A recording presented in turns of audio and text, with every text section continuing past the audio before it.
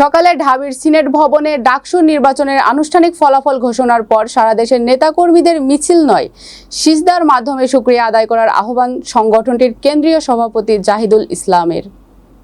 নিজের verified Facebook পেজে এক পোস্টে এ আহ্বান জানান তিনি। বিস্তারিত ডেস্ক রিপোর্টে।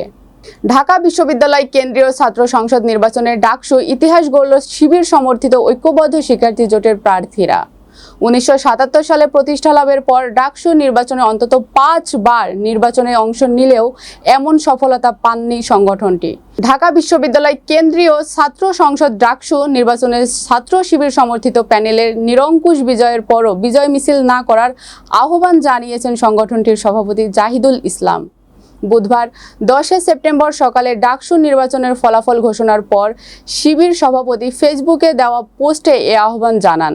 তিনি লিখেছেন, আলহামদুলিল্লাহ, আল্লাহ মহান, অবশেষে ঢাকা বিশ্ববিদ্যালয় শিক্ষার্থীরাই বিজয়ী হলো। আমরা সারা দেশের কোথাও কোনো মিছিল করব না, শুধু মহান রবের নিকট সিজদার মাধ্যমে শুকরিয়া আদায় করব। এই বিজয় আল্লাহর একান্ত দান।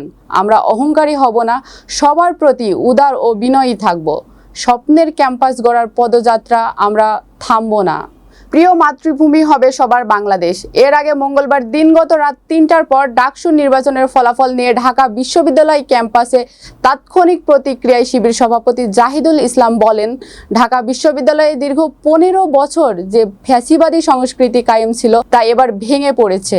এই দীর্ঘ সময়ের ব্যবধানের পরে অনুষ্ঠিত নির্বাচনে শিক্ষার্থীরা নিজেদের পছন্দের নেতা বেছে নিয়েছে। শিক্ষার্থীরা এবার নিজেদের কাঙ্ক্ষিত নেতৃত্ব পেয়েছে। তিনি বলেন, ফ্যাসিবাদ পতনের পর শিক্ষার্থীদের মধ্যে যে উচ্ছ্বাস, আগ্রহ ও স্বতঃস্ফূর্ত অভিব্যক্তি দেখা গেছে তা নির্বাচনের সুষ্ঠু পরিবেশ নিশ্চিত করেছে। শিবিরের সভাপতি আরো বলেন, এই আনন্দ শুধু ঢাবি শিক্ষার্থীদের মধ্যেই সীমাবদ্ধ নয়, দেশের বিভিন্ন প্রান্ত এবং দেশের বাইরে থাকা মানুষের মধ্যেও উৎসাহ সৃষ্টি করেছে। এ সময় শিবির সভাপতি আল্লাহর কাছে কৃতজ্ঞতা প্রকাশ করে সবাইকে শান্ত থাকার আহ্বান জানান।